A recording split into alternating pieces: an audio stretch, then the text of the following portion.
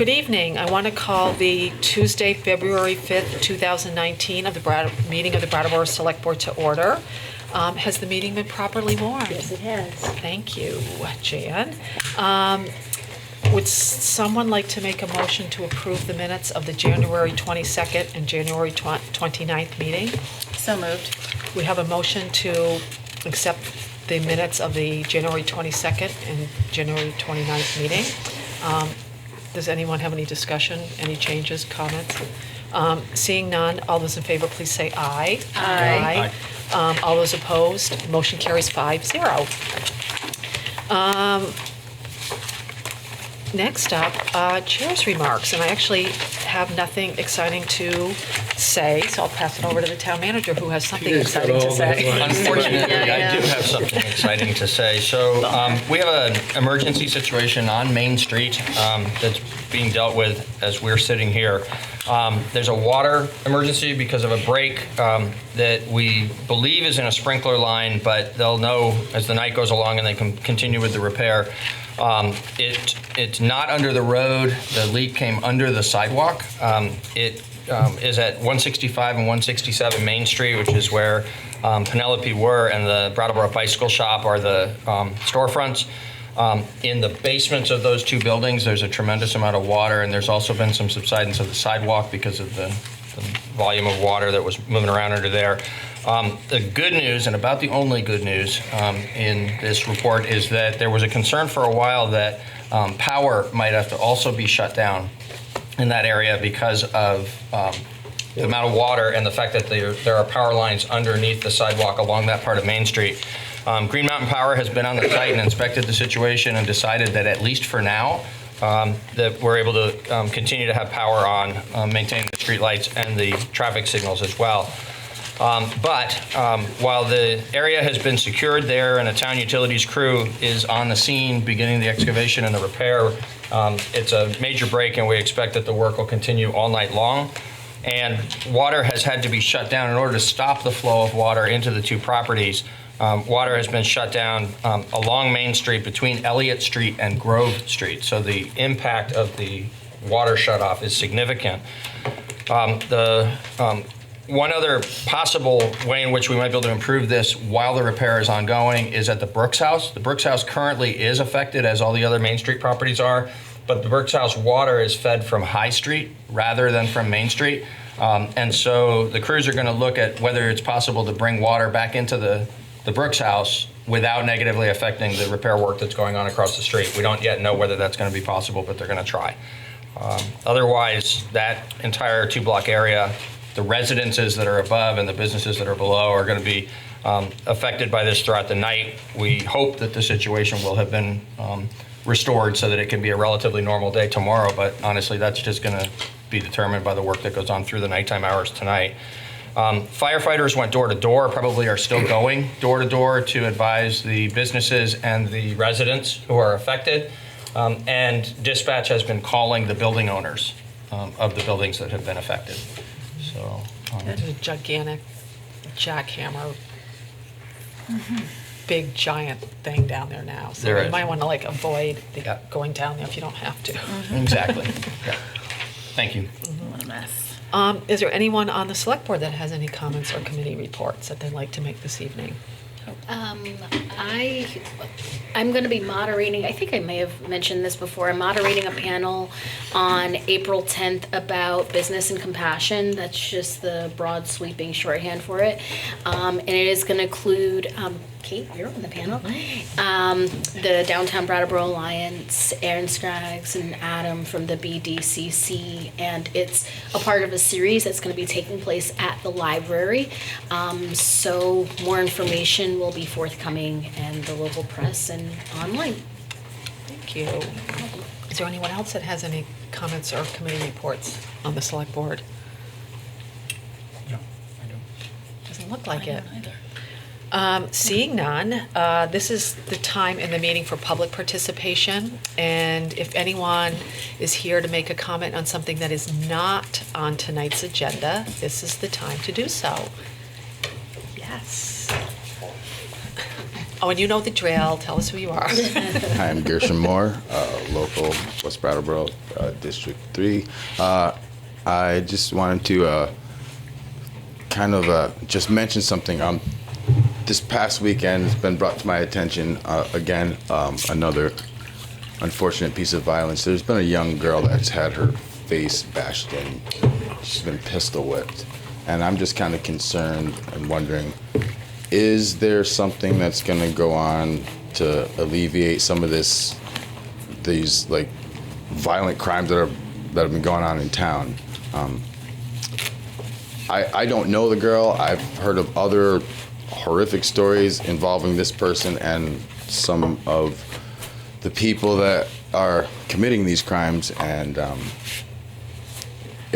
I don't think it can be hidden anymore. I think something really needs to happen really fast. Yeah, that's it. Thanks. Thank you. Thank you. I think what we'll do with something like that is obviously maybe have a conversation with the police chief to see if he knows of the incident.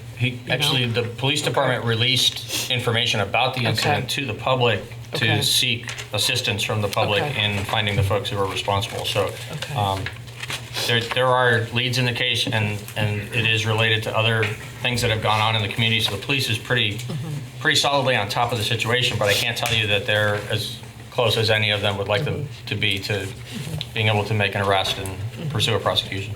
If I might say, you can honestly ask a bunch of the businesses on Elliott Street, some of the restaurants, they see it happening all the time. I work downtown, I see it all the time myself as well, so thanks. Thank you. Obviously, the police department would be happy to have any information that anyone in the Right. public Absolutely. might share. Yep. Yep. Is there anyone else that would like to make a comment about something that is not on tonight's agenda? Yeah, Ricky.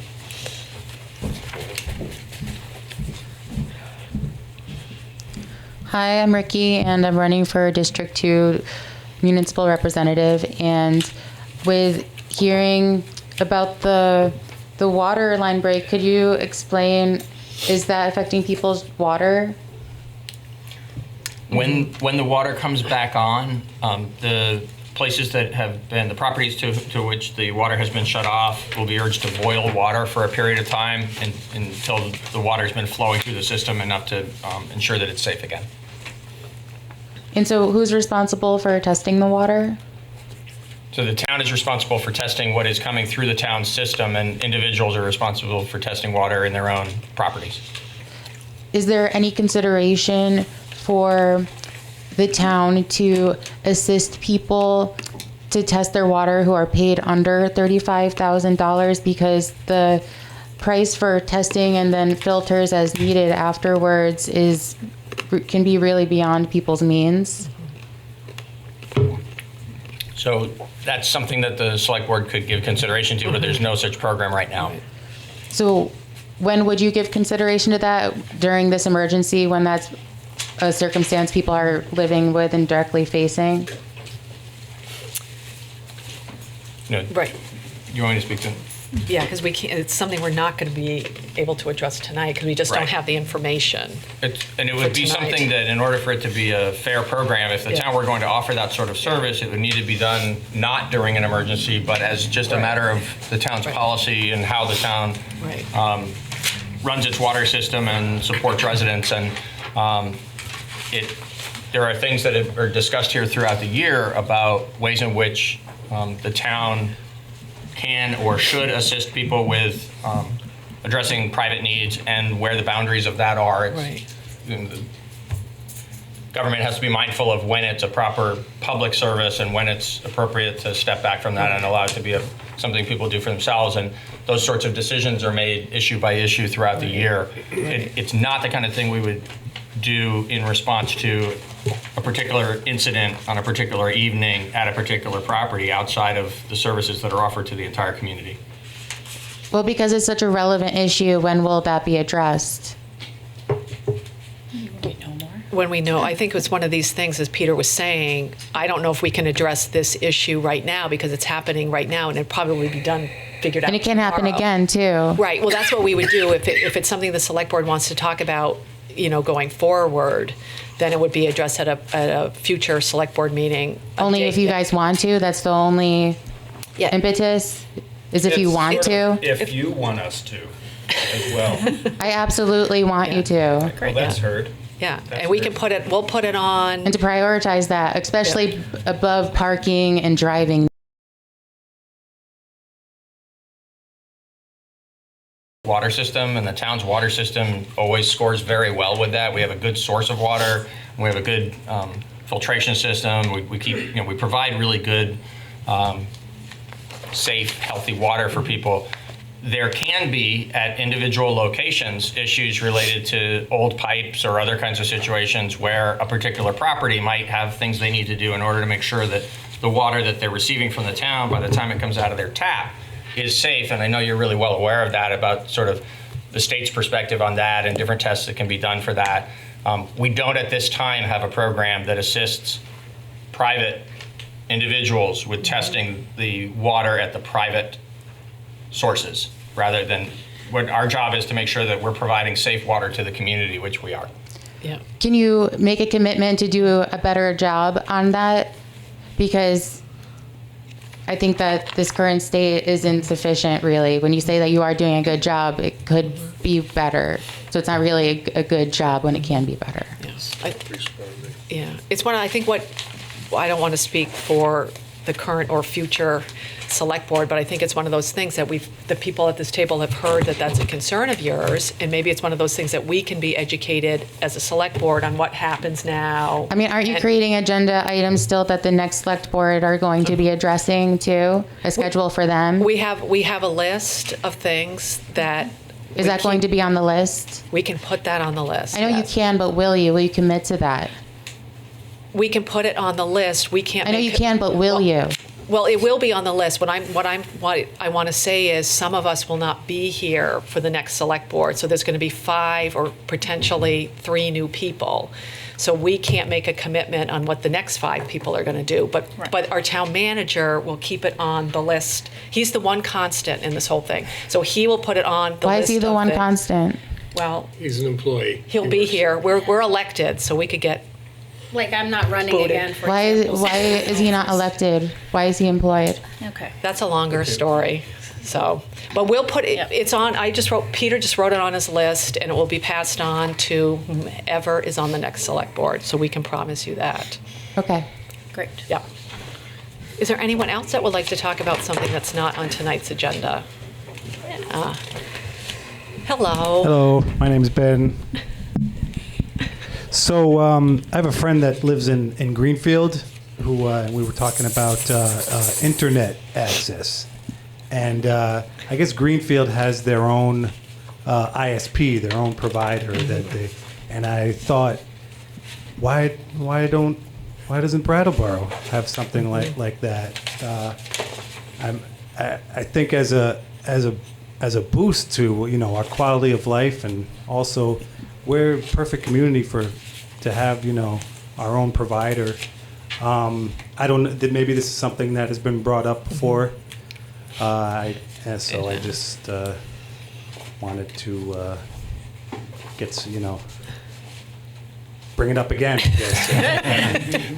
It has come up before. And Yeah. it actually is on, so there's sort of, when we talk about lists, there's ideas that have been presented that individuals have said, boy, we wish the town would address this. And so we try to remain conscious of those. And then there's things that actually have been discussed at some length here that go on to sort of the list of priorities for things to pursue, because we can't do everything at once. That particular one its turn has just about come. It was discussed at some length last spring to the early summer period, just about the time that we got going like gangbusters with all the parking changes. So we've been preoccupied with that and some other things through the summer and fall. Now that we're in the winter and we've just finished implementing the parking changes, we expect actually in the next few months that we're going to be able to develop information and be back before summer to address with the board what municipal broadband might look like in Brattleboro. It's a complicated issue, as you might imagine, because it's an interaction between town services and infrastructure and huge corporations But there's advantages and disadvantages to it, and we'll be trying to prepare a good full staff report for the select board to consider probably 3 or 4 months from now. Great. Yeah, I'd just like to add, I think it doesn't seem like it would be a priority issue, but I think it is. I know a few people in town that actually don't have internet because the price is so high, what they're paying every month. And from what I've read, a town ISP, a town provider, can help to offset, costs for people that might not be able to make that $100 payment every month, or So, I do think and also for students, of the junior high school and the high school, they need internet in order to do schoolwork. So I think it's an important issue, and I'm looking forward to reading that report. Yeah, thanks. Thank you. Thank you. Yeah, a couple of responses to that. One of the schools do have high-speed internet, and there's fiber that runs right in front, up to the buildings. Academy School is a hub for that system. So they're in good shape. In the home, He's saying something. Yeah, I know. You mentioned the schools. I'm just responding to that. Yeah. The other thing is that we made a commitment earlier this year to explore the whole concept of a sustainability coordinator for the town. And that would be part of the many things that are involved in sustainability, particularly in terms of the speed of internet access for the future, obviously. So it's going to come up in a number of ways. Would anyone else like to make a comment on something that is not on tonight's agenda? Seeing none, we're going to move on to our first item of business, which is under unfinished business, and that is the ordinance amendments to the parking ordinance. And just to recap, we talked about this. This is the second reading and public hearing. We started the second reading and public hearing at the last select board meeting.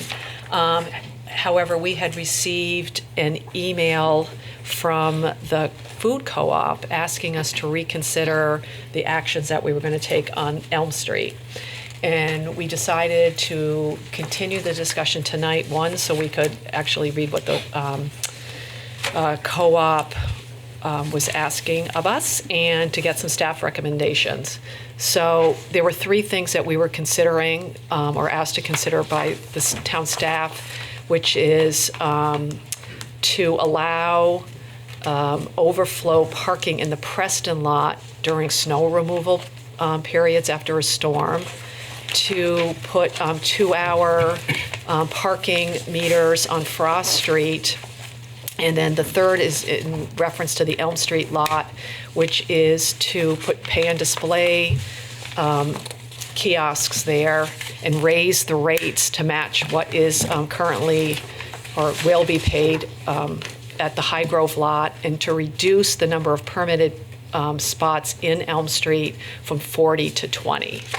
And is that good, Patrick? That was a good. You nailed it. And the co-op, their issue was with the Elm Street lot because they're currently purchasing permits, and the rate is going to almost double. And and you can stop me and say there's more to this. But what they have asked is that they're grandfathered in and only have to pay the current price. And I think I'll turn it over to Patrick, because you had some recommendations on what you would recommend that we do with the Elm Street lot. Sure. So that was a really great summary. You really hit it point by point. And I guess where I'd like to start is that continues to be staff's recommendation.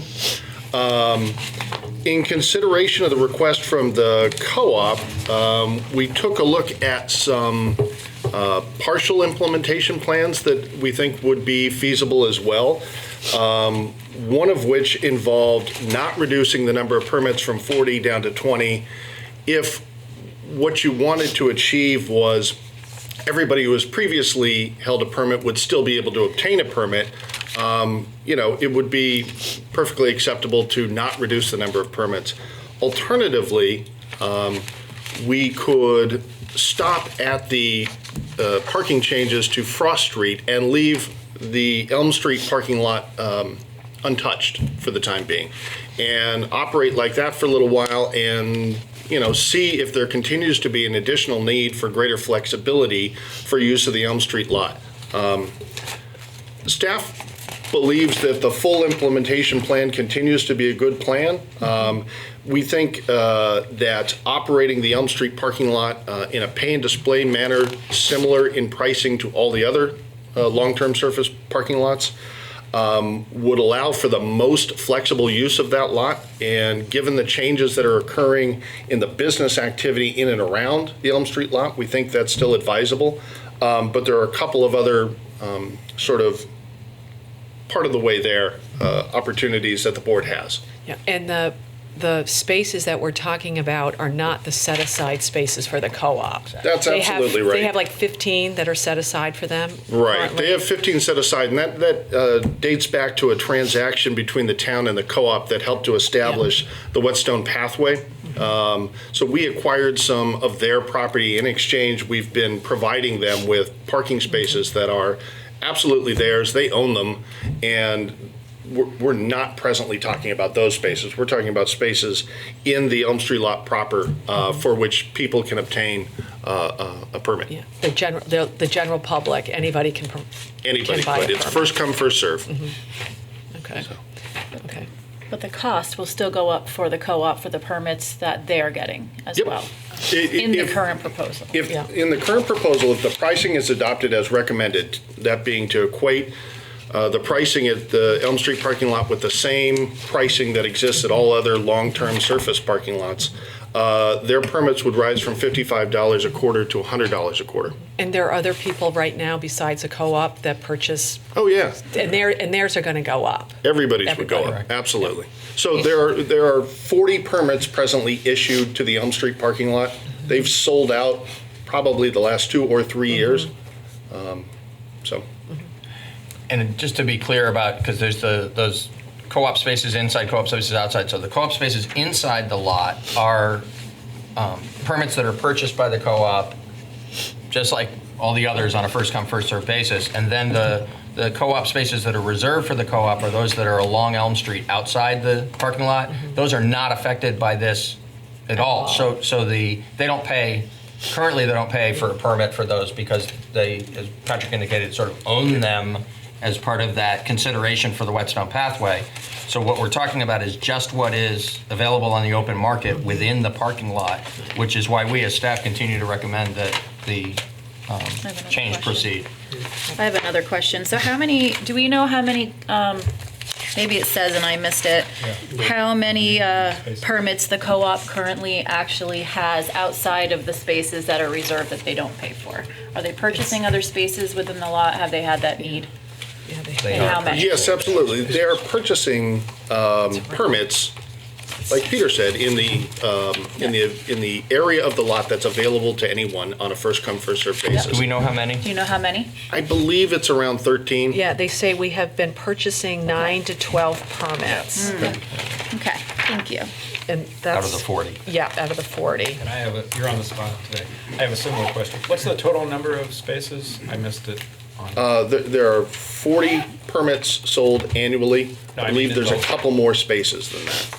Oh, there's only a couple more spaces. Yep. Correct. Right. So what we have to decide about is turning the lot and making it more pay and 20 spots more pay and display.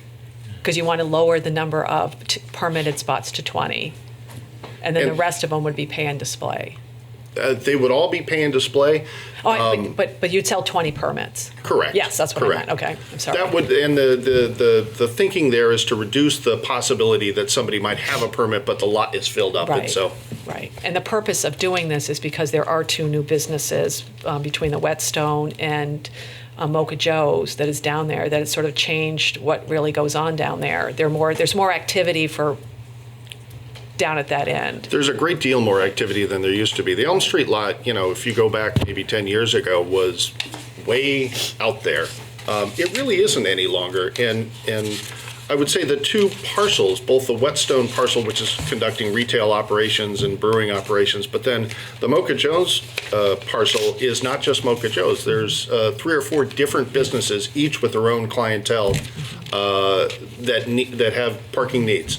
And so there's a number of new business enterprises in the area, and we're trying to adjust the system to be able to serve the broadest possible set of parking needs.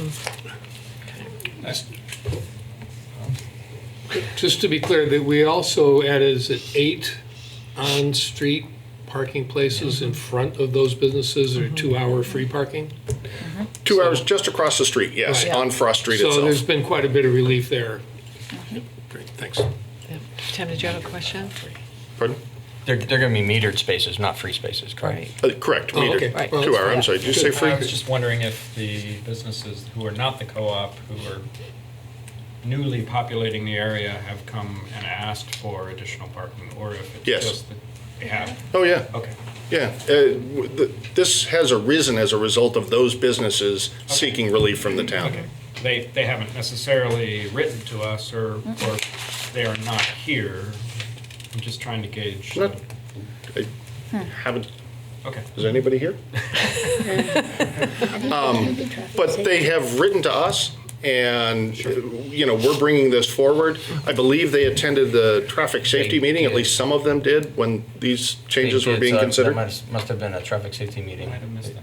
You're not at, yeah, because I don't know that, I can't speak for them making a decision to be here or not be here, but they were there to present to traffic safety. Traffic safety found the concern of the businesses and the recommendation of staff compelling, and moved this forward for select board to consider. And is it my understanding that the co-op is, they're not necessarily talking about the lower number of permitted spots, they're just wanting to have their spots grandfathered in for that price point? That's their specific request, Okay. and staff would not recommend business-specific pricing within the parking system. Okay. Because technically, somebody doesn't own a permit. They have to redo it every quarter. Like, you have to go get a new permit. It's not automatically yours.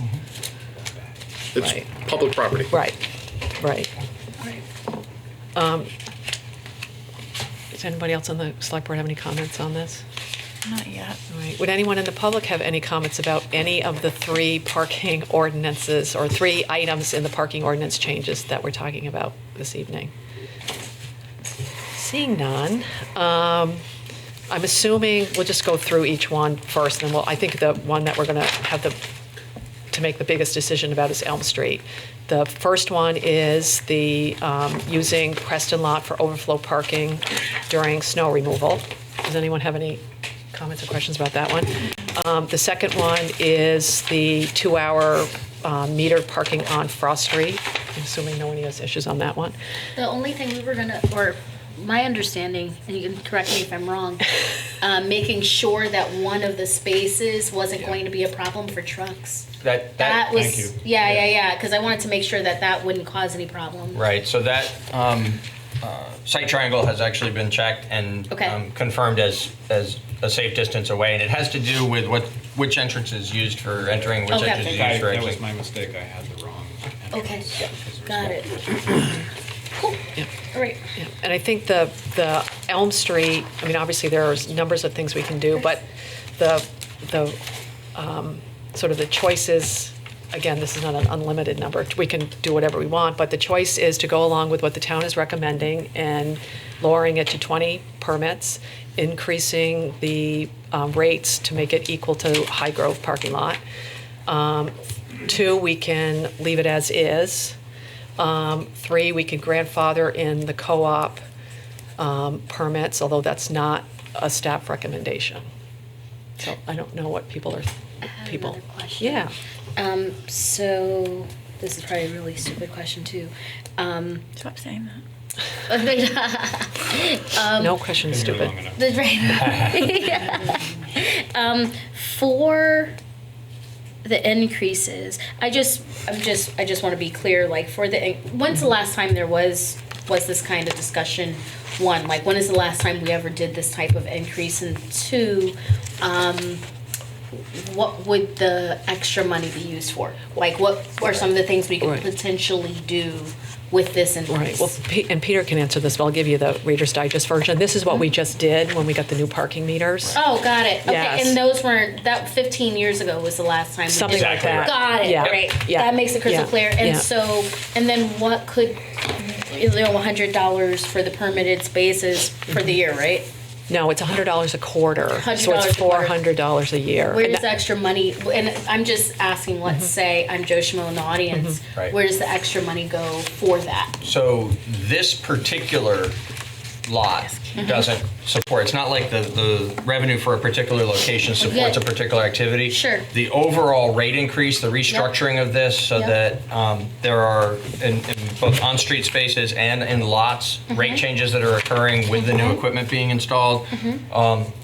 All was presented as a package where the I don't recall off the top of my head the amount of additional revenue were raised, but there was a portion of it that was necessary just to cover the cost of the investment in all the new equipment. And then there was a portion beyond that that was intended to make sure that we have sufficient cash flow in the parking fund to be able to do things like resurfacing the parking lots that need it. And, Yeah.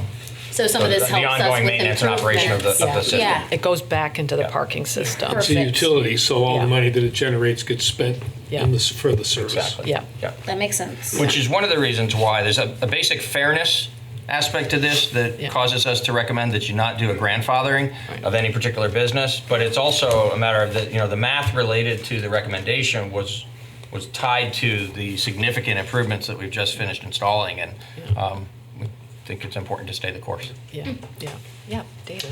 I'd like to move the second alternative, that we implement all the proposed ordinance changes, but leave the number of permits capped at 40.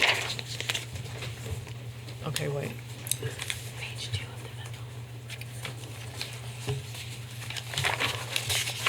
Where is that?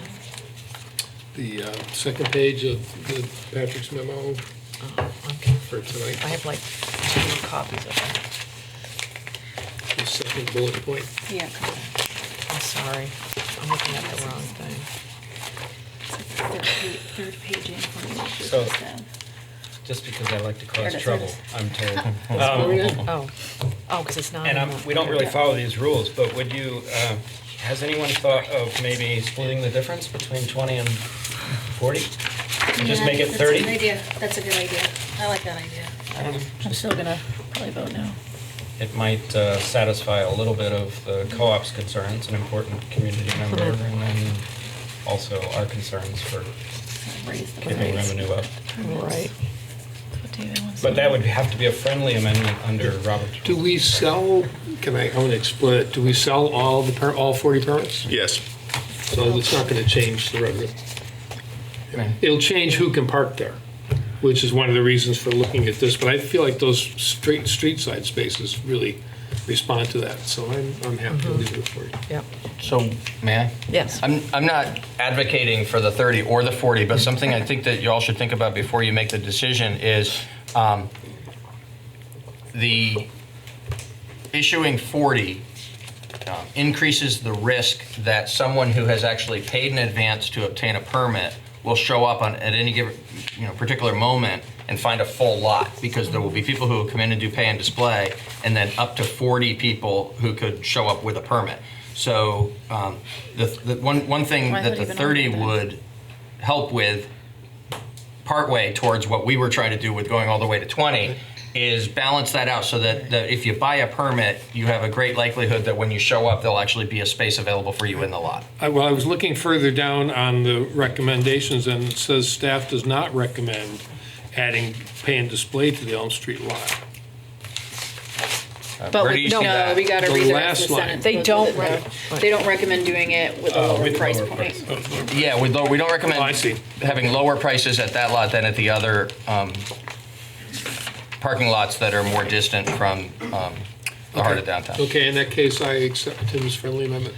All right, so we're saying now implement all Don't worry, it won't happen again. right. So we're talking right now about saying implement all proposed ordinance changes, but leave the number of permits capped at, but cap the number of permits at 30. Is that correct? And not reduce to 20 as initially proposed. Yes. That's what's currently out there. Yeah, this is what David's saying, implement all proposed ordinance changes and cap the number of permits at 30 and not reduce to 20.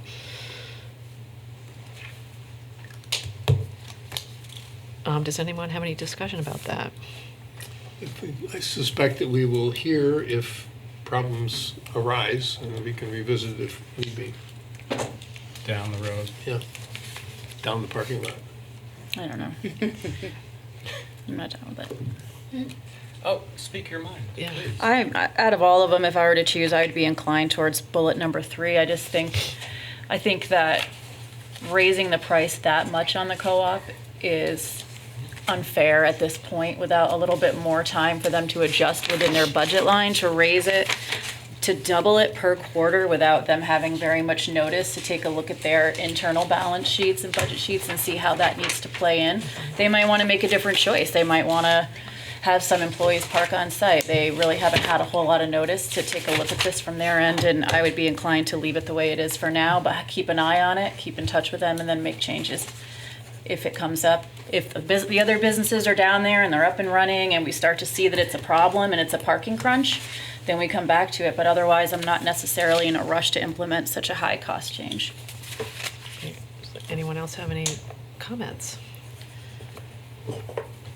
Anyone? Shanta was going to say something. No, I think Well, we do have a motion. right. though. Right. Yeah, we do. I thought Shanta was going to say something. No. Okay, I think we have a comment from the public.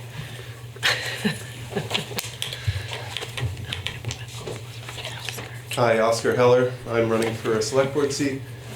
My only question is that I understand the idea of not wanting to give grandfather for specific businesses, but the reason I think there might be an argument in this case, and I think this came up before, is because a lot of the co-op's own parking gets basically used for free by other people who just happen to park in that lot and then not shop at the co-op, which is sort of a natural consequence of having such a big parking lot in such a good spot. I'm just wondering if there was any consideration, or I'm sure there was consideration, but what the thought process was on that, because I think that's a real argument for giving them some sort of relief. Thank you. Thank you, Oscar.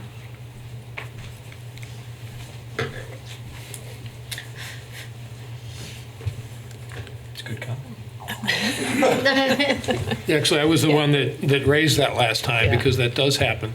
I think that having it the same for everybody is really the way to go about it. The co-op does, on days when they know that there's something going on in town, they use one of their employees to keep people from walking away. It is a problem. Yeah. And they're the only business that has that problem as well. But they also have a parking lot where they can have some of their employees park if they can't manage the increased fee. I actually would be inclined to agree with Brandy in terms of giving some space and time. Just so that they can adjust whatever their plans are for paying $100 for the permits every quarter. When would this go into effect as currently drawn? Is it April something? Be 60 days after publication. Oh, wow. That's So- Fair enough? Yeah, that's quick. That's quick. So that's Especially for too much? budgeting. That's too quick. Do you want to suggest a number that we could attach that's less quick? Can we, before we do that? No, don't do that. Can, No, No. I wouldn't want to do No. that. That makes it complicated. Yeah, well, that's what I was going to ask. Like, if we, like, this is in the bigger scheme of an entire ordinance, and for us to say this one thing doesn't take effect until July, I mean, I don't know. Is that a doable thing? It's a I don't know. It's a doable thing. It's an unorthodox thing, Right. but it's not a prohibited Right. thing. If you were to declare that this particular piece should be implemented on a specific date in the future, we would note that and implement in that manner. Does that solve the concerns of Brandy and Shanta? It does not for me, because I really want us to, at the same time as the co-op is taking a look at their financial needs, I also would like us to be taking a look at the actual usage once the businesses get up and running down in that part of town. Yeah, that sounds fair. That makes sense. I just want to acknowledge that both my compromise to David's proposal and your is a deference to this? the co-op. Right. I'm not arguing against you. Oh, I know. Yeah, but I think if we're going to follow the rules, David's motion is still. It is. Yeah, the motion that's on the floor is to implement all, for the co-op is not the co-op, the Elm Street parking lot, is to implement all proposed ordinance changes, but cap the number of permits at 30 and not reduce to 20 as initially proposed. So that's the motion that's on the floor about the Elm Street parking lot.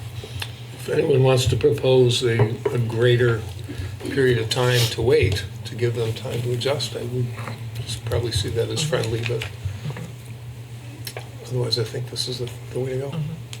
Would you guys like to propose anything? Or No, should we thank vote you. on this right now? I think we should vote. Okay, so we'll start with a vote on the Elm Street part of the ordinance. And again, the motion on the floor is to implement all proposed ordinance, all proposed ordinance changes, but cap the number of permits at 30 and not reduce to 20 as initially proposed. So all those in favor of that motion, please say aye. Aye. All those opposed? Nay. No, So No. she convinced me. 3, it fails, 2-3. So we are back to Elm Street. I don't know if anyone would like to make I'll make a another motion. motion. I move that we implement the changes on Frost Street, but leave the Elm Street lot as it is currently managed.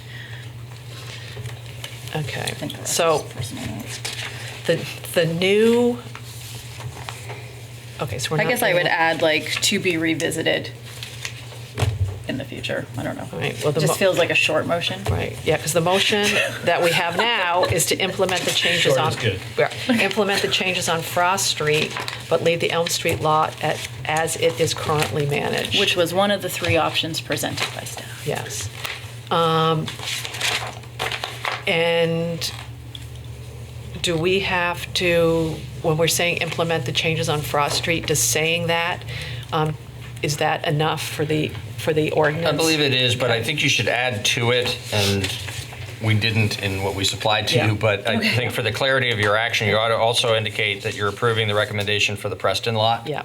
So it'd be Okay. the Preston lot and Frost Street Oh, yes. that you'd Yep. be approving, and you would just be taking no action Yeah. related to the operation of the Elm Street lot. It Right. would remain unchanged. So we can say Right. implement the changes To the Preston. to the Preston lot and on Frost Street? Correct. Does that make it sense? Yes. That'll be, then your intent will be clear and we'll be able to properly advertise it. Okay, so the motion that we have is to implement the changes to the Preston lot and on Frost Street, but leave the Elm Street lot as it is currently managed. Anybody have any discussion on that? Anyone in the public have any discussion on that? All right, so once again, the motion is to implement the changes to the Preston lot and on Frost Street, but leave the Elm Street lot as it is currently managed. All those in favor, please say aye. Aye. Anyone opposed? Motion carries 5-0. Excellent. Thank you. Good. Okay, new business. We have to have, What did I do? let's see, Vermont Community Development Program grant. And basically, we're not doing anything for the first one. It's on. For the first one. Yeah, Long Falls paper.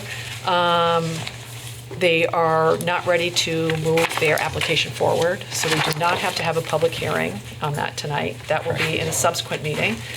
So we're going to skip over, and we're going to go to the Vermont Community Development Program grant and application for groundworks. So what I want to do is open the public hearing, and is it Peter or Patrick that will give us? Actually, Oh, Groundworks is. Groundworks is here. Do you folks want to come up on the table, to the table? Feel free to bring another chair needed. Yes, if you need chairs, please bring them up. And you are here because you want to apply for a $500,000 grant to the state. And the town is, staff is recommending that the town pitch in $50,000 from program income to help you out. So do you want to tell us about the program? That'd be great. And Sure. who we So are? and who they are. Oh, yes. Excellent. So I'll start. My name is Chad Farnham. I'm the board president of Groundworks. John Hoover is the business manager. He'll be speaking, and Rihanna Kendricks is the operations director, and she'll also be speaking. Josh Davis, who's the executive director, is not able to make it here this evening, so I'm sort of filling in under his spot. So he's a much better public speaker on this than I am, but I'll do the best I can to go through.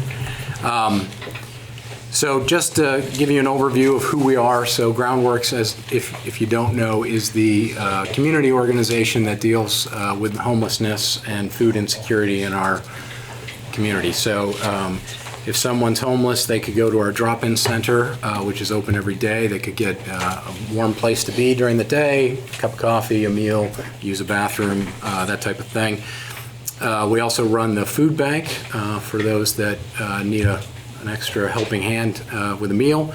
And we also run the seasonal overflow shelter, also known as the SOS, which is a shelter for up to 28 beds? 30, I always get that number wrong. 30 beds during the winter. So for folks that might be sleeping in a tent, might be couch surfing and not be able to do that anymore, they can come to our shelter, they can get a meal, they can get a place to sleep.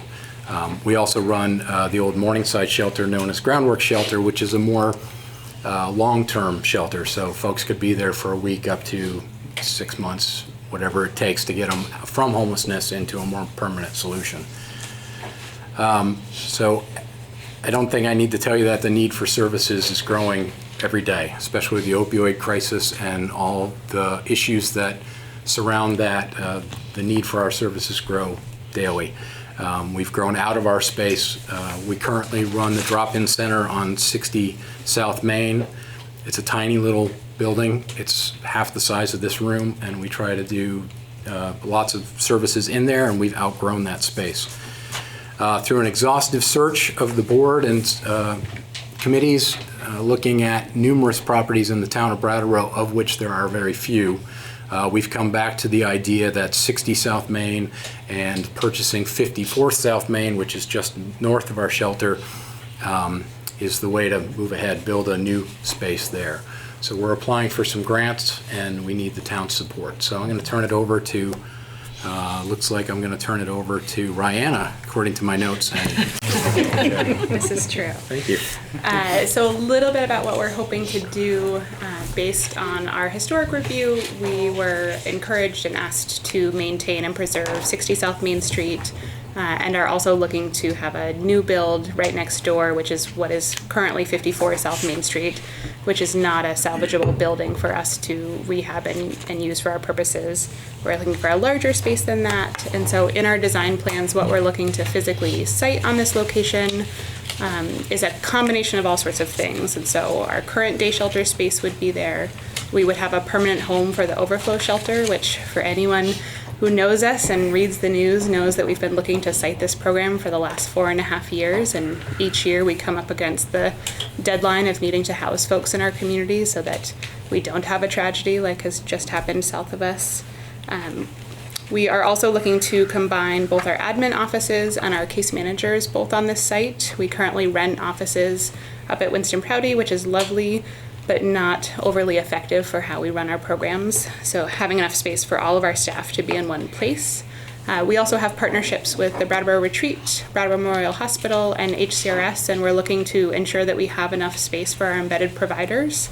Currently, if you come to have a meeting with us at the drop-in center, as many folks have, know that we are looking for any spare corner or sometimes outside or wherever we can fit to be able to do that. And so we really want to be able to serve people in the best way possible, and our current space is just not doing it. We have anywhere from 30 to 50 people in our current drop-in center a day, and really have adequate space for maybe 10 to 15. So we've stretched ourselves pretty thin.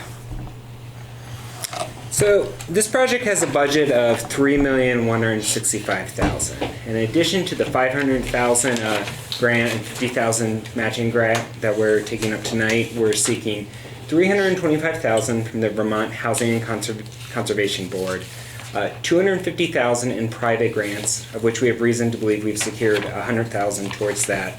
And lastly, $2 million in private fundraising. Private fundraising being the biggest part of our income sources, I'm pleased to say that we've secured just about $500,000 in pledges towards that goal, even though we're very early in our capital campaign. While we are confident that we can obtain all the funding we need, it still behooves us to have contingencies around any shortfalls. And we have a variety of options that would still allow us to achieve our core project objectives at most funding levels. However, all these contingencies, be they debt or project modification, would result in an increase in long-term carrying costs for the projects. So this is why this project, has proposed and fully funded, would be the most cost-efficient and sustainable approach for the organization. This project is about streamlining and consolidating existing programs in a single and permanent location. So even though we know that with a new building, we're going to have higher occupancy costs to operate that building, we're looking to save a considerable amount in rent since we won't be running a seasonal overflow shelter and administrative offices anymore. Overall, worst case is that our occupancy is just going to come out about cost neutral, but we're actually hoping to see some savings once this project is up and running. So that's the financial impact to the organization, and Ryan is going to wrap up with the program impact once we're up and running there. Sure. So like I said, I think the most important thing that we're looking to do is to be able to adequately serve people with enough space and enough resources to be able to do so. We put a lot of work and a lot of kind of design work into how we would best serve people and what would the design look like. We don't currently have funding or capacity to run a year-round shelter, and so we wanted to make sure that spaces are able to be used for multiple purposes, especially because our long-term goal is to put ourselves out of business, which we currently are not doing great at. Wraparound supports for the folks that we're serving is what's been proven to be most effective and is evidence-based, and so we really want to be able to target our programs where we have all of our staff in the same place and able to provide resources consistently and concisely. And overall, I think one of the things that we talk about is that, you know, the folks that we serve and the folks that we're talking about are members of our community, and I don't think that that's any big mystery. We get a lot of questions about where folks come from, and again, we share that our data shows that our folks are coming from our own community. Folks become homeless in the communities that they live in. Folks become homeless in the communities where they have significant family or friendships within, or communities that they were born within. And so the majority of folks that we're talking about are Brattleboro and greater Brattleboro residents, and we want to make sure that we're best serving them in our community. I think overall, as a community, we are strongest when every single member of our community is adequately served. And overall, it is a significant cost savings for us to adequately support people and not have folks who are homeless and living on the streets in our community. Great, thank you.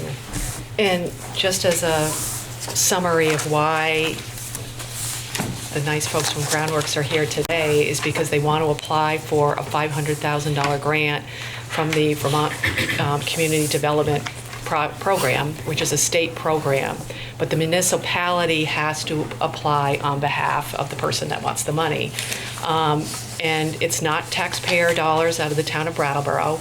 The Vermont Community Development Program money comes from the federal government through HUD. So the $500,000 it flows from the federal government to the town would flow to Groundworks.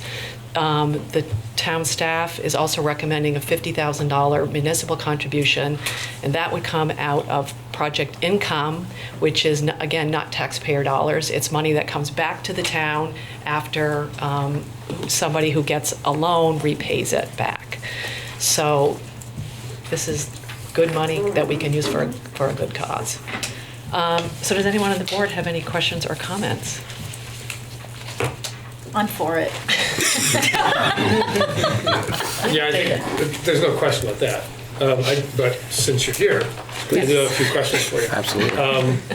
I noticed in your description, you talked about the ever-increasing demand and a record increase in nights in your capacity in your current facility, and the homelessness being on an upward trend since 2016. So I'm wondering, have you projected out how long this project is going to, if you don't work yourself out of the job, if these trends continue, how long is this good for? When are you going to have to expand or consider something else? That's a good question. That is a good question. So we certainly have had an upwards trend in numbers. It doesn't necessarily mean that our shelter population has increased. I think it means that the overall demand across all of our programs, so from shelter to housing, we support folks long-term in housing in the community, to the kind of the case management supports that we're providing, the overall pressure on all of those programs increases. We've consistently seen that 25 to 30 is the number of shelter beds that we adequately need. This move also frees up some additional space in our year-round shelter, and so we have some flexibility should we need to convert and have more rooms there. So we have a little bit of wiggle room around beds. And well, the reason I ask that is because of the experience the school district is having and has had, and I'm sure that what you just described is happening there as well. You're providing more services. Yep. You're providing the wraparound services. I think, well, we won't get into the specifics of it, but that's what you have to do in order for it to work. And the school district has for several years been considering adding on to one of the buildings, because we have so many services that we need to deliver that we don't have space to do all those things. We have 20% fewer students than we had 20 or 30 years ago, but we need more space for those fewer students because of the different needs, the services that those kids need to be able to learn. So I just encourage you to really think about that. Yes.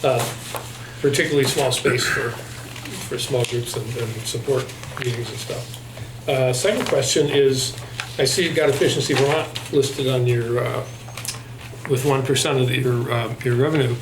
They offer advice. I'm curious, have you thought about whether this is going to be a zero carbon or what sort of energy you're going to be looking at for the new building in particular, and then in terms of outfitting the rehab as well? Yes. You're going to hear about that if you do it in Brattleboro. Sure, absolutely. So we're going to do our best to build the structure to the highest energy standards that we can. As far as putting in renewables or something along those lines, if it's in our budget and we can do that, we'll definitely take a look at that. The board has tried to pare this project down to be as cost effective as it can be.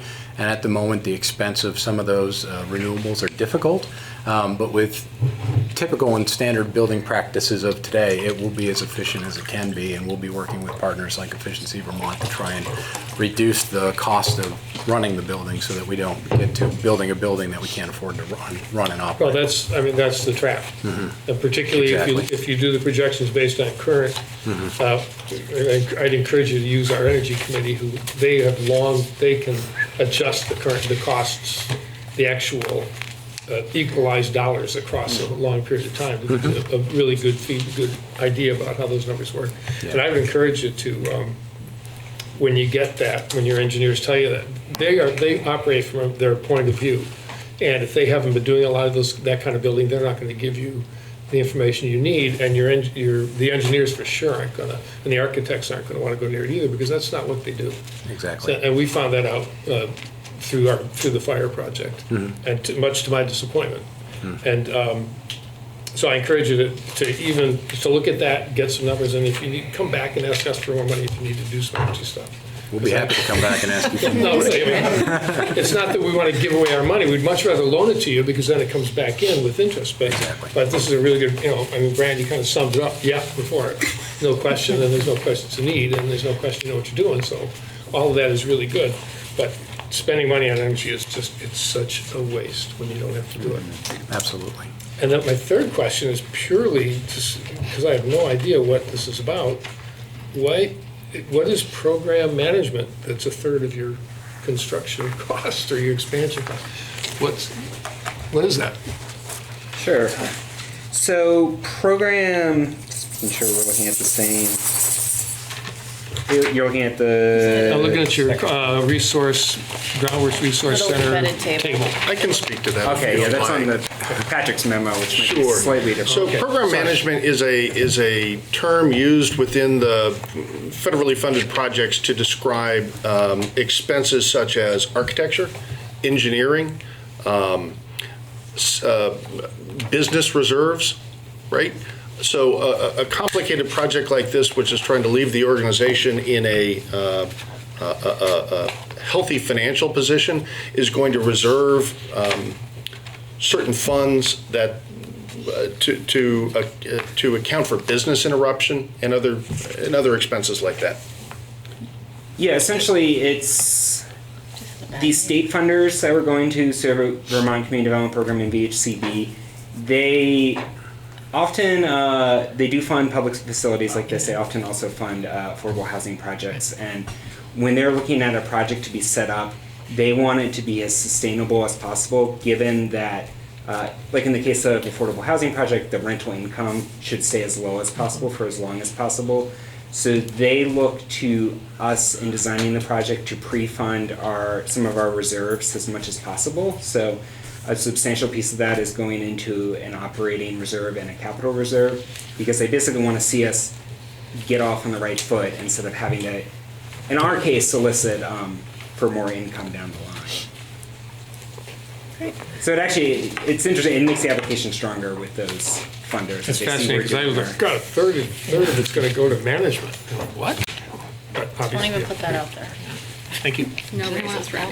What's your timeline? When is it? You're going to build the new building first and then transition? Yeah. We're hoping to start construction at the end of this upcoming summer of 2019.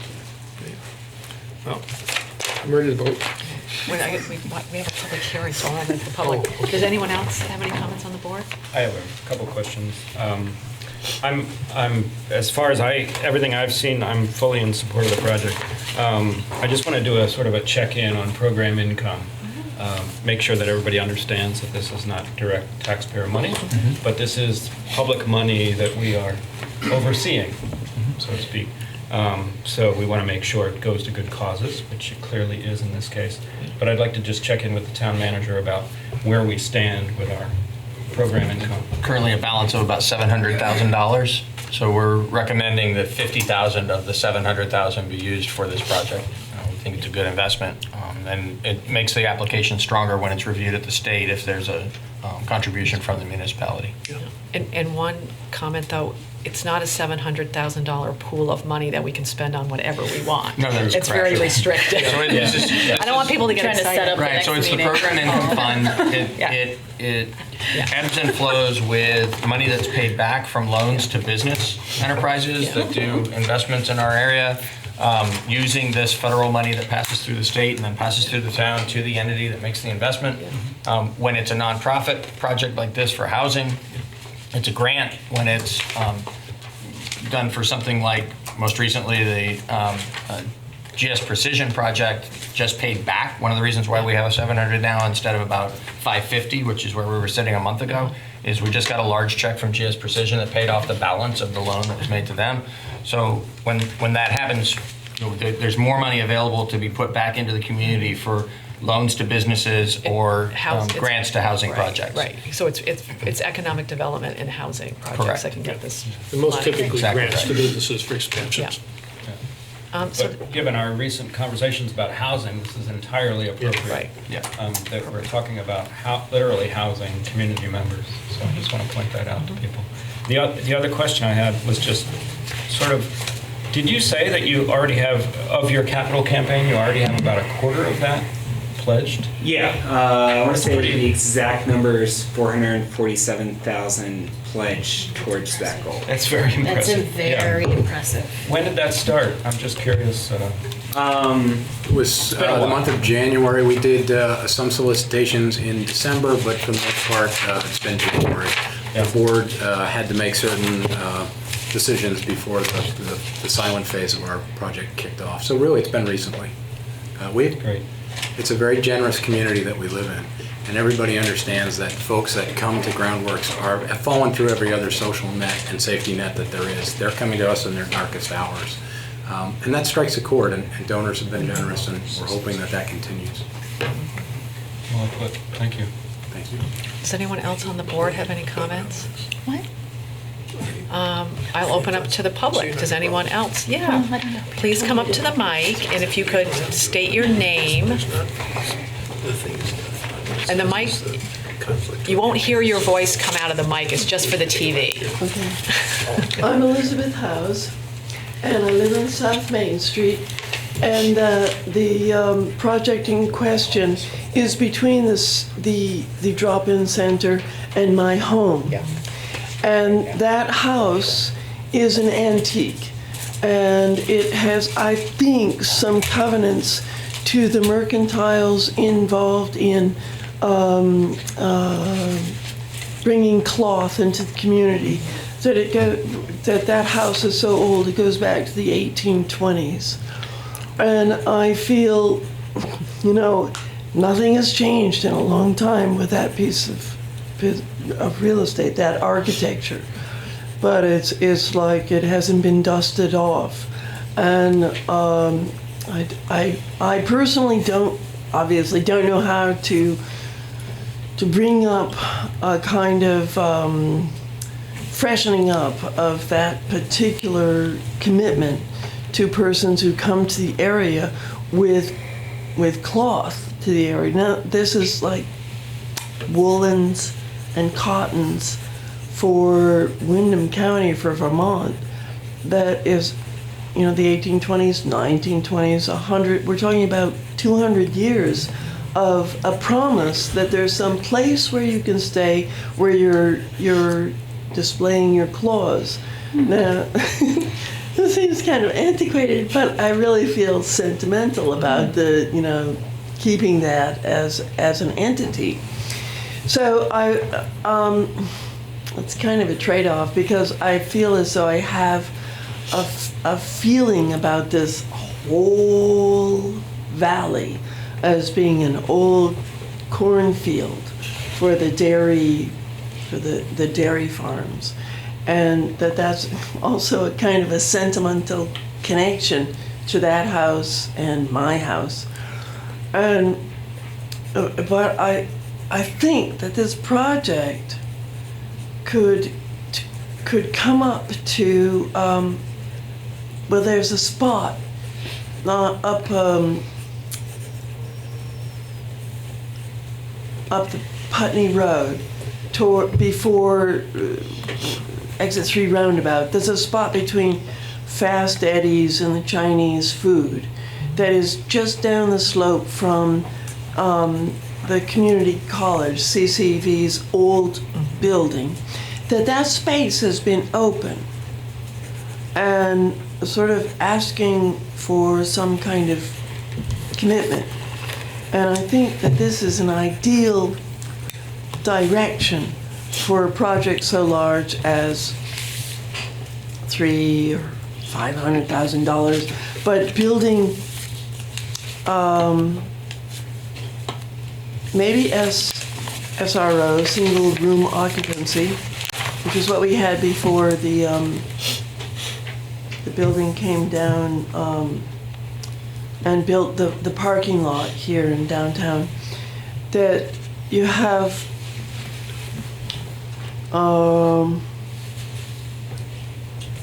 housing. I mean, it's a large proposal for a transient but also socially aware movement of persons who are drawn to the community out of heritage or historic commitment, and who are trying to reason why you were here, and yet in a kind of like non-moneyed economy. Like you'll do something, but it's not stated right now. It's not stated like, rake the lawns, bag up all the leaves for the publisher so they can mash that into paper, or in the old world, milk the sheep or whatever. That this SRO proposal, or even more communal, sort of like around. I mean, I imagine this as like a donut-shaped building, where you have the atrium glass ceiling, and you have bunks all across the top, and you're available as almost free labor, and that's like not. That is unheard of. That is not American. That is so profoundly American. That I think that's where our lost consciousness is. Doing, like just sort of like, why am I here at the drop-in center? And yet, how do you propel forward into belonging or moving forward as a member of the greater economy? Woolens and cottons and whatever else is in the the organic market, but it's kind of like looking for free housing, and I think maybe that's the large covenant that we have as a town. Brigid's just built a kitchen with an upstairs with what I think is maybe only $50,000, at the most $60,000. And that if we commit and accept those persons who belong, even though you're not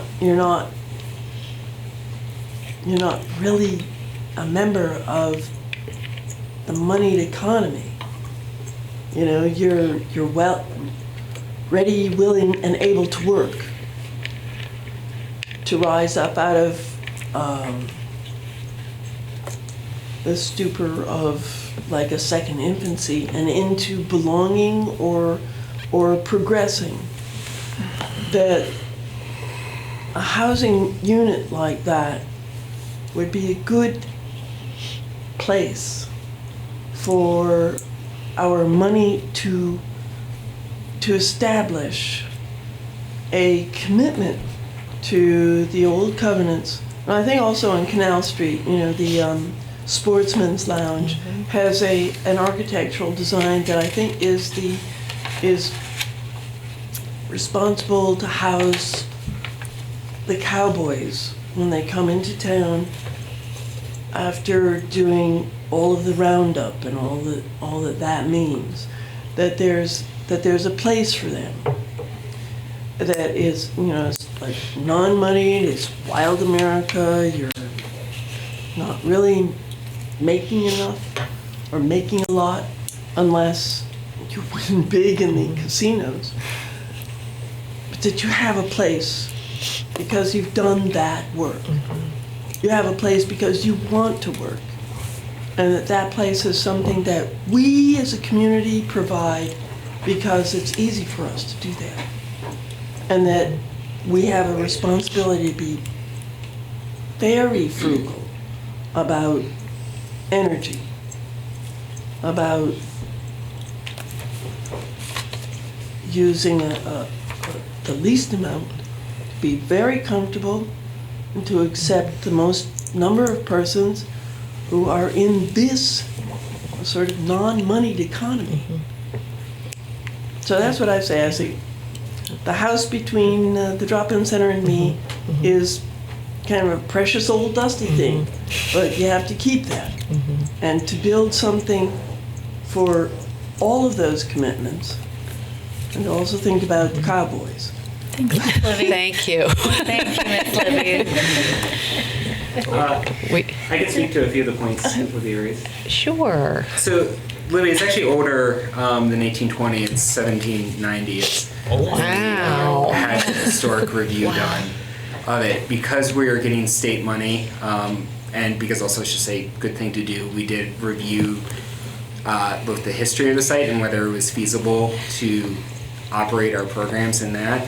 And what we found in going through that process was a lot of its history, but also that it would be very expensive for us to restore the house in order to host our programs in it, and it would really make the project, we couldn't do it in that site. So we worked with State Historic to review the project as proposed, and the agreement we came to with them was that we're gonna preserve 60 South Main Street because that also dates to 1790, and preserve and also rehabilitate that, and then while we will demolish 54 South Main regrettably, the design we developed with the architects had to go through historic review to see if it fits in with the neighborhood, and also we're going to recycle some of the slate in that building into our new building. So I understand that that might not satisfy some of what you raised, but we are trying to acknowledge the historic piece of that. How long has it been since anybody's lived at that house?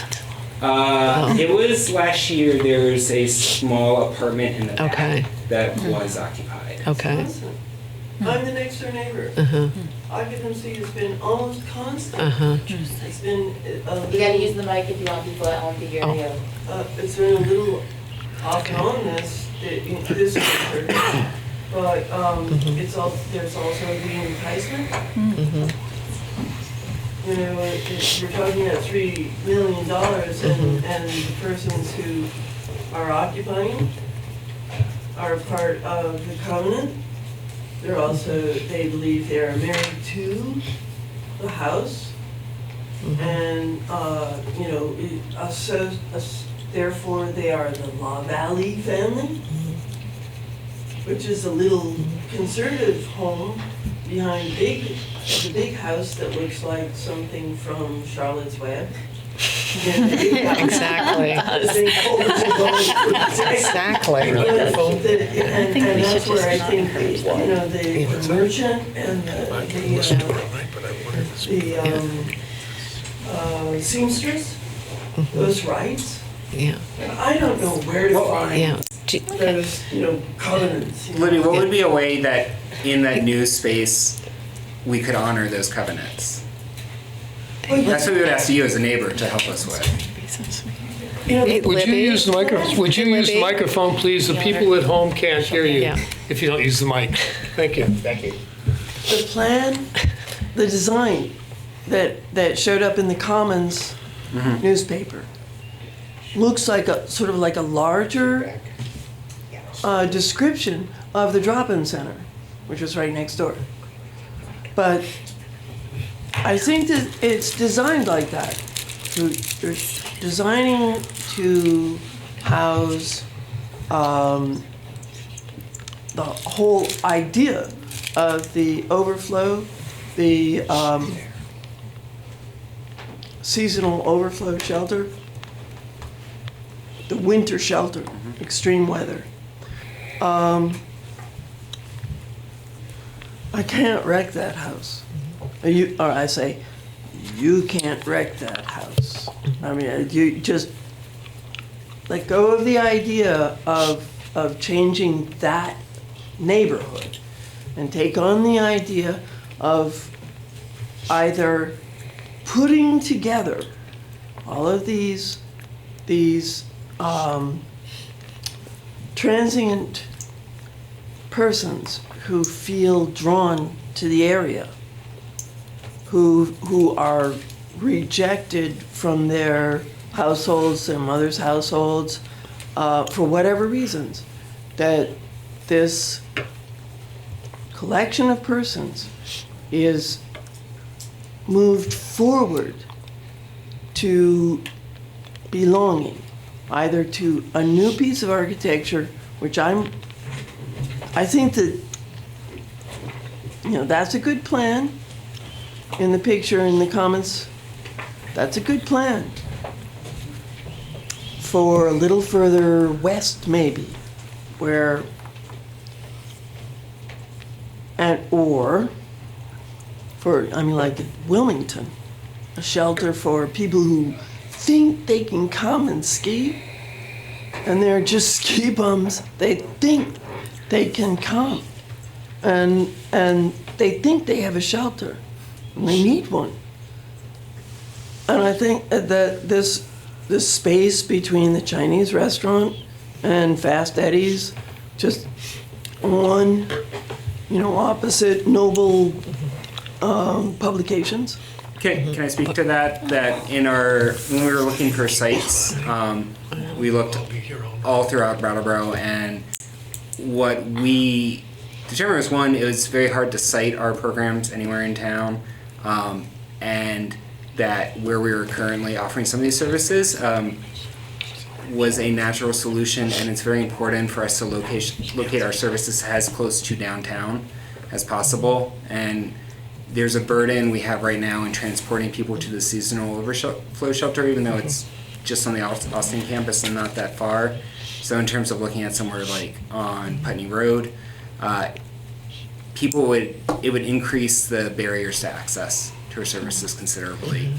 And we want to be as accessible as possible to as many people who need what we offer and can help them with. We also took a long look into saving the building at 54 South Main. We did not only a historical evaluation, we twice had engineer studies of the building done. And unfortunately, I love the way you recommended or presented it as a dusty old building. Unfortunately, it's not structurally sound. While the facade looks pretty good when you drive by, the interior structure is too far gone, I'm afraid, for us to be able to save it. So it was the natural conclusion of the board and the site committee to site it there and to unfortunately to take that building down, but to do the best we could to honor that building by removing and saving some of the slates to be used in the new design. It's doing the best we can to fitting the new structure in with the community feel that part of town has. It's going to be tough when the building comes down, but unfortunately, it's necessary for the building and for the neighborhood. It's decaying quickly. It's not going to come down, and I'll tell you why. I live there, and I've been there for 20 years, more than 20 years. And it is, to me, it is my, natural poetry, right? Mm-hmm. You have places you can go home to, your parents have owned, you come back and be responsible. And at the same time, you live where you live. And I've been living there. And I can't let go of, it's like the mother house and the house. I can't let go of that. It's an antique, it's like, don't touch my antiques, it's an antique. You have to respect that. You want to build something that's going to accommodate all the needs of the community. All the rushing in of people who don't know why they're here and they're here. Who have brought in 2 tons of chocolate or 3 tons of vanilla, and they're working out, why am I here? When you haven't figured out what your business is. I mean, monetarily. That you belong, or you associate, and you figure out, and finally your rhythm will fall into where you came from, or what you want to do, or how it is to be here. Okay. But to tear up the old homes, I mean, it's if it's not something that you've built or planted, it seems like, it's like, give me attention. I want to do something. Yeah. And the project looks good, okay, but it should be somewhere where, like everybody wants to snowboard and ski and skateboard, and that happens over, just a little bit further to the west in the Wilmington area. Mm-hmm. Maybe to put an echo, that what I think is design-wise an echo of the drop-in center, but it's also, you're in Vermont, and it's a lot bigger, and sheltering people is sometimes a really cuddly little story. 4 or 5 people in a room with a crack in the window, just this much, depending upon how the winds are blowing and how cold it is outside. That you're really not spending a tremendous amount of money to keep people comfortable.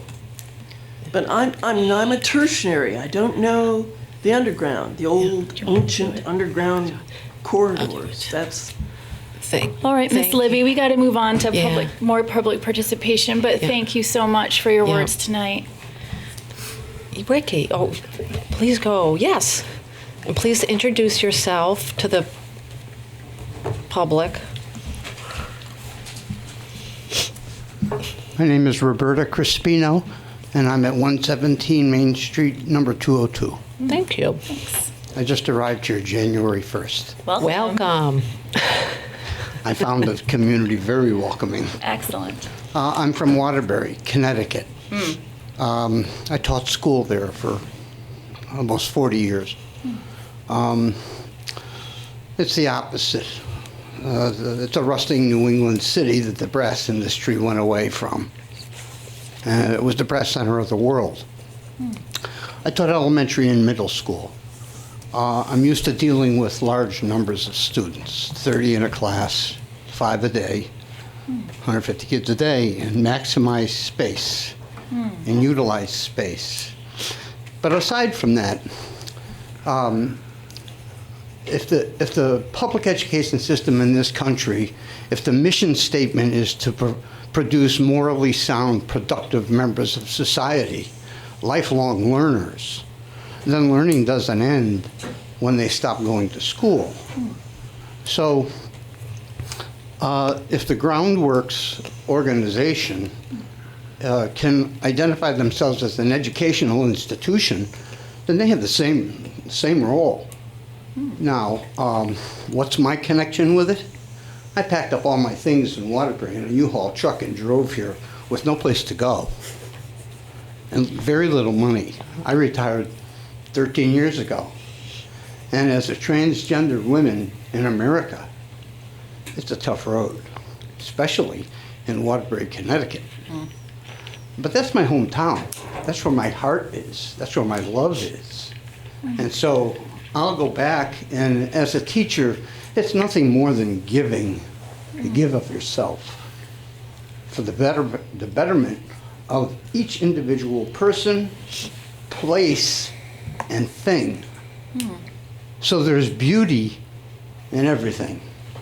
Now, the best thing that I gave to my 3 children as I put them through college is roots and wings. Every kid has to have that solid foundation of where they've come from and who came before them, and have a solid understanding and value of that. Now today, in this culture, in this society, they say, well, the millennials, they don't care about anything. They don't want any of that. They don't want grandmother's armoire or any of that. They don't put the value in that. But they can if you listen to them. So I ended up in the Groundworks shelter up there, and it's a little blue house. I think that's South Main, I'm not sure. I walk up there to take a shower, and that's interesting in itself. You have to sign up on a board, and they say, well, you have to ask everyone in here if they have to use the bathroom first. Hi, does anybody have to use the bathroom? Because there's only one. That's right. I've met wonderful people there. Very interesting. I learn from every experience that I find myself in. Now, when you think about where you live, is it a house or is it a home? Home is where the heart is. So, like I did in school and caught all kinds of grief for it, it wasn't my learning. Well, it was, in a sense. I mean, you become a school teacher, so you know everything. You stand there with the teacher's edition in your hand. Well, no kidding. It's right there in the book. I got it. They want it. So they're learning. They must take ownership of that. So if the majority of the people that the Groundworks Collaborative Services are from Brattleboro, then heck, have them explore the roots of this community and have them, I mean, this is an art community. That's what drew me here. You know, because I surrendered to my creativity. The more creative I am, the more creativity I get. And so as a teacher, you just inspire. You give people hope. Faith and love. So that's all I've ever done, is gave of myself. And I come here and I found people giving it to me. Boy, that's a testament for a community, let me tell you. you got it. So it's governmental, it's the school system, and it's places of worship that, bind together. So here I am, as an educator. I got my master's years ago, and the school system, for 31 and a half years full-time, the only reason I retired because the girl I was married to for 42 years became assistant superintendent of schools, and it was, oops.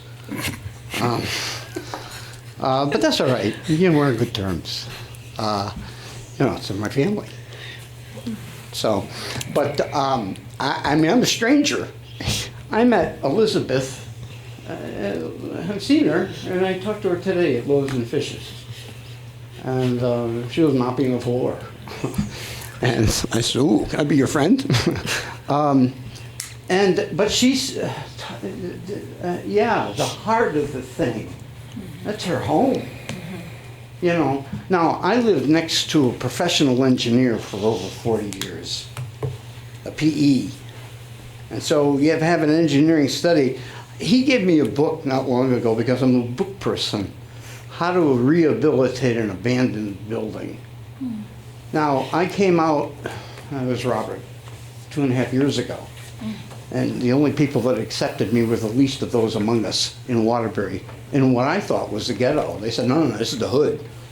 And so I looked at abandoned houses, and I've looked at them tear them down. I think they don't make that a crime. So, you're going to have to call the authorities and get me out of here, because otherwise I won't stop. Get out of here. Get out of here. Thank you, Roberta. Thank you. Thanks for coming. Any other comments on the application that we're voting on? Ricky? Oh, I'm sorry. Couldn't see you. Hi, I'm Libby Bennett. I'm a resident of Brattleboro, and I also work for Groundworks. And I just wanted to also address this issue of the historic preservation and say that we have a plan to make every effort to thoroughly document this building before doing any demo to it. So, in addition to reusing some of the materials. Great, thank you. I think Ricky. Hi, I'm Ricky, and I'm running for District 2, and I may not understand or even agree with all of the comments just shared between Libby and, Roberta, but I just appreciate and value and respect so much what they have to say over hearing any more about parking and driving and cars by the select board every week. And 2 points to David that he mentioned concern about a third, I think, of the budget going to salary, and there's no shame in people being paid. There's no shame in professionals being paid well to help organize community, to help take up the slack for all of the, in all of the ways everyone else isn't taking responsibility. They deserve that money, probably more. And also, you mentioned a concern about collecting interest from loaning out money, and although that can be effective, we should not be profiting off of other people's misfortune. In the circumstance to be collecting interest from not just homeless shelters, but people who are trying to empower and uplift each other, just to look at that as an opportunity to collect interest off of that, when just initially investing into people, that they will give back to the community as they're able to. Without a doubt, that's going to improve the economy. Investing into people is going to improve the economy. It's going to, we're in an economic recession, and the depression is real, and investing into people is the only way out of it. We don't have to collect money back from them. When we put money into it, they will get back to us. Great. Without forcing them to. Thank you. Thanks, Ricky.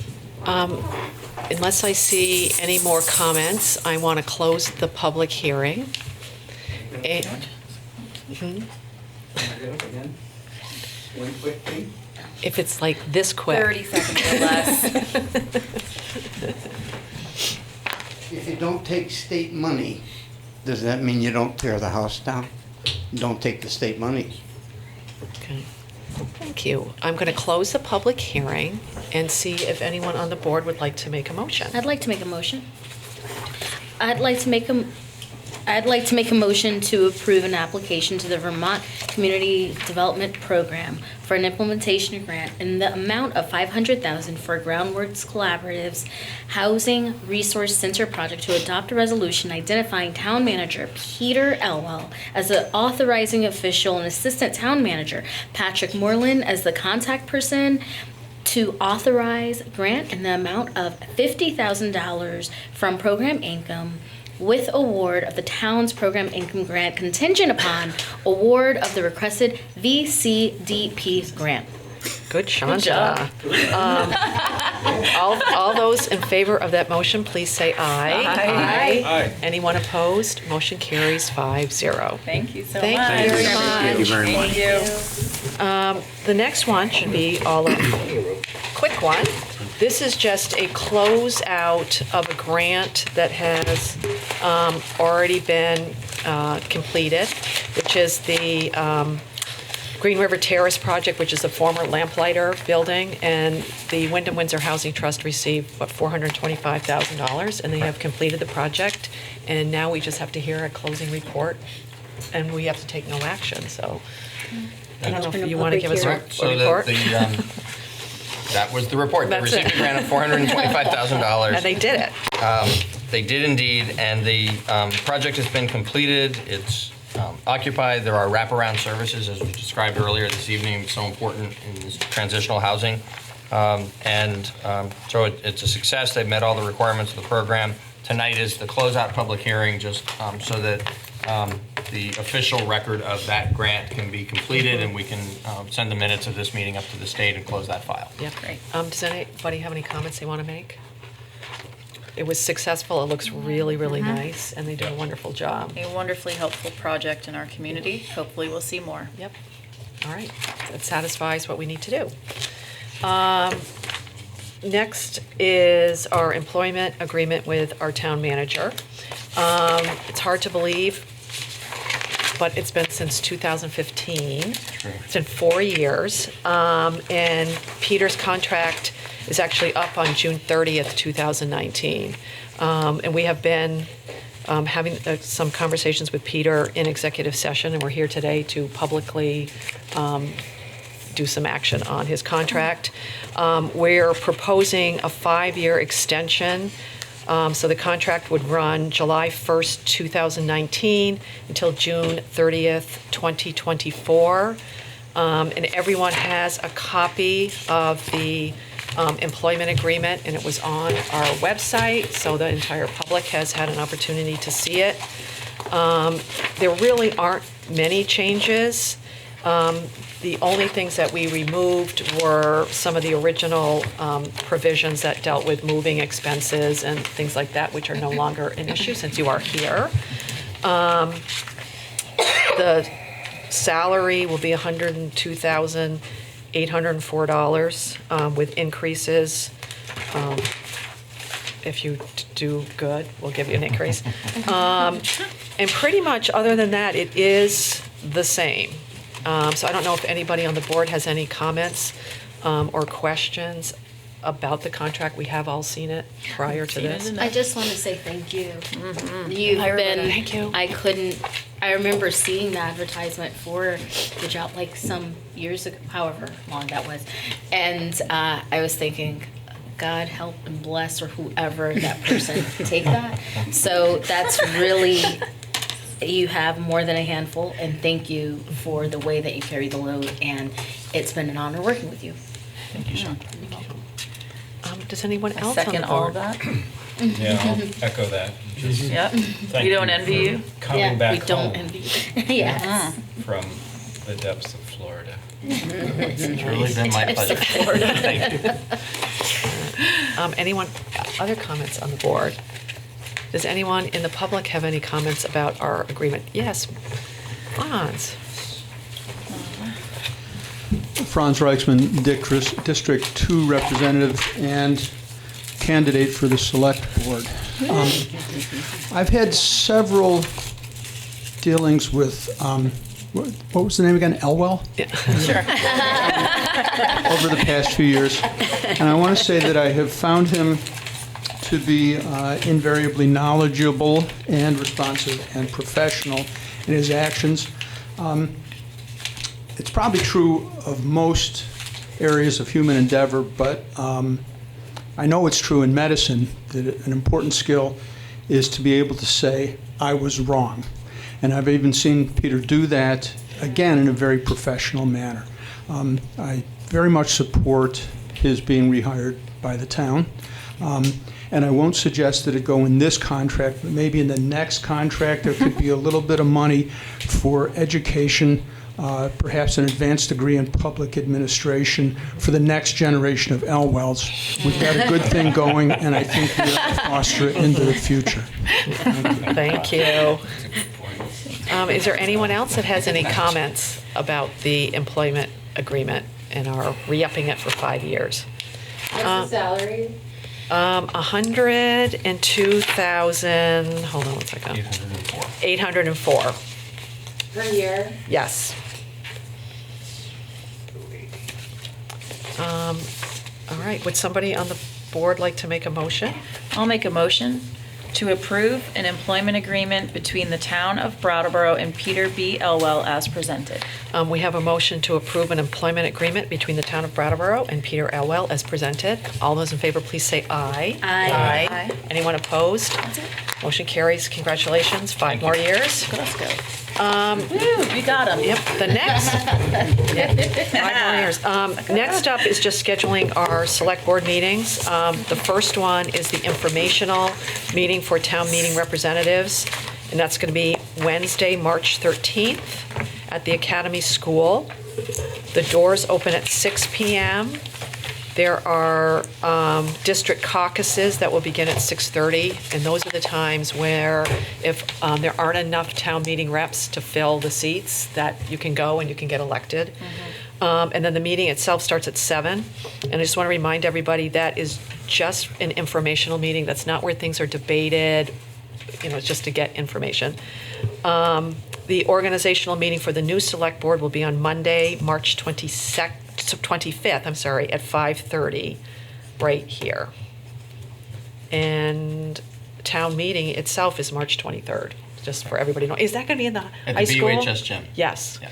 So it's going to be not in the multipurpose room anymore, which is great. So does anybody have any questions about those meetings? Oh yeah, Ricky, I'm sorry. I was not looking up.